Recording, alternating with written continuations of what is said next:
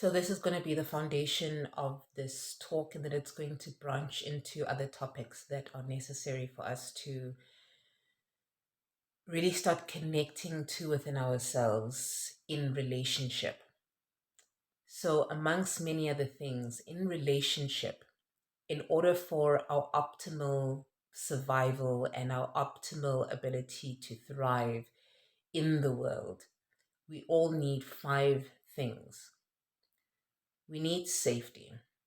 We need to know that this information that we are sharing and that this energy that we are exchanging, it is safe to be held within this space with each other. The second thing is we need to be heard. The third thing is we need to be seen. The fourth thing is we need to be acknowledged. And the fifth thing is we need to be felt. So not only is it an emotional feeling, but also a physical feeling of touch. This is where touch comes in. So if you want to thrive in relationship, are you a safe person? Now, we have this narrative of wanting a partner to be our better half or to um, be that person, our ride or die, or whatever stories we have around relating with another when it comes to love and affection. And then when it comes to being seen, can you see me beyond my physicality? Can you see me beyond my emotional strains? Can you see me beyond my dis-ease? Can you see me? Can you take the time to understand who I am as a person? But first, you have to ask that for yourself, because everything in relation to another is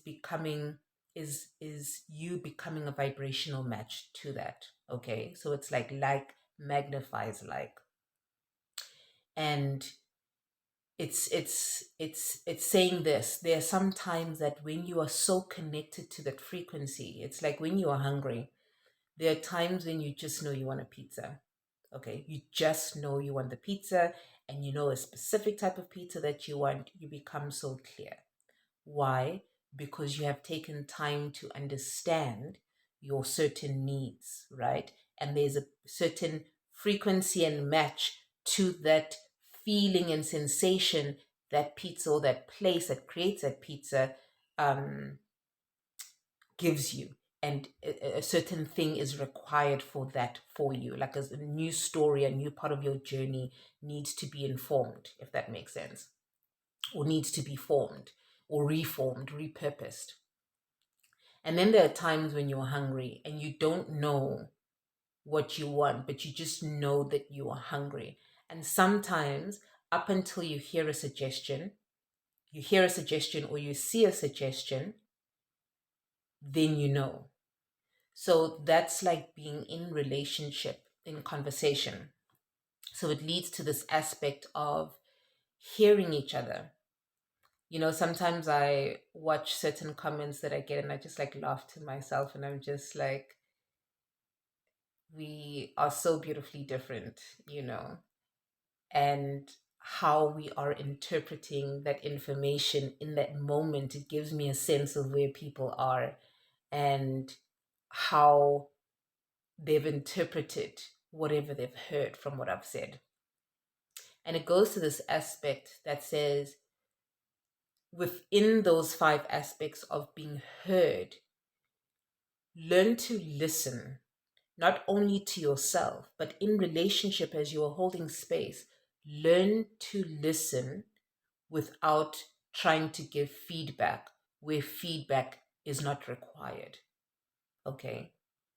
Learn to listen learn to listen so that you can understand where they're also asking you for feedback and feeling safe enough for you to be able to give them that support. Because what happens in relationship, and what happens is when we see these things online and we're conversing with people that we don't know too well or we're trying to get to know, this example came up that it's like going to a maths class and the teacher is specifically for that subject, for that day, that time frame, is teaching about algebra. And then here you come speaking about geometry. Do you understand? Like sometimes that's what happens in conversation is someone is teaching about algebra, but here you come, you're just like, yeah, geometry. Interpret this. Why aren't we doing it? And you speaking from that lens and then wondering why you're not being heard because you haven't even listened. Do you know what I mean? So learn to listen to yourself. Learn to listen in each other's presence because that's what people really need. People don't need another therapist. People just need to know that you are safe enough to hear without projecting judgment, without projecting something that makes them feel less than. They just want to be heard because this is their journey. You're not on their journey. You are along their journey. You can be along it, but you're not on it. You're not walking with them every single day, unless dependent on the type of relationship that you have, of course, right? So, in this listening, just listening to the journeys that they've come through, listen to the hardships that they've gone through, the challenges that they've overcome. That's all people really want. That's all we want is just to be heard that, look, this is my experience of algebra. And then you just go, wow, can I ask questions for that? Can I give my interpretation?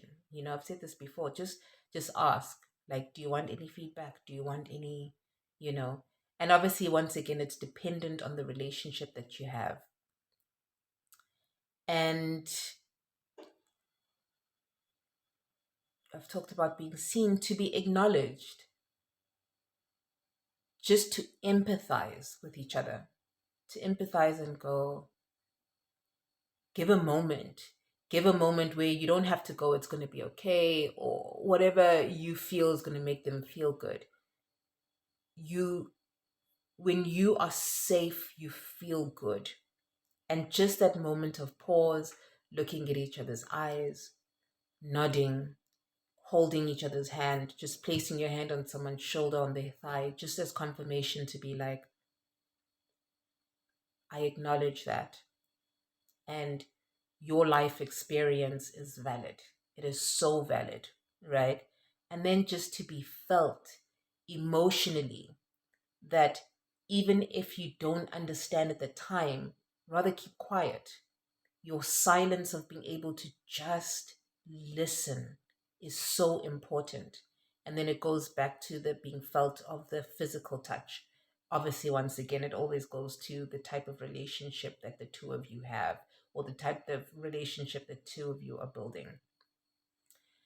So, yeah, space to sit with yourself so that in another's presence, they don't have to feel alone.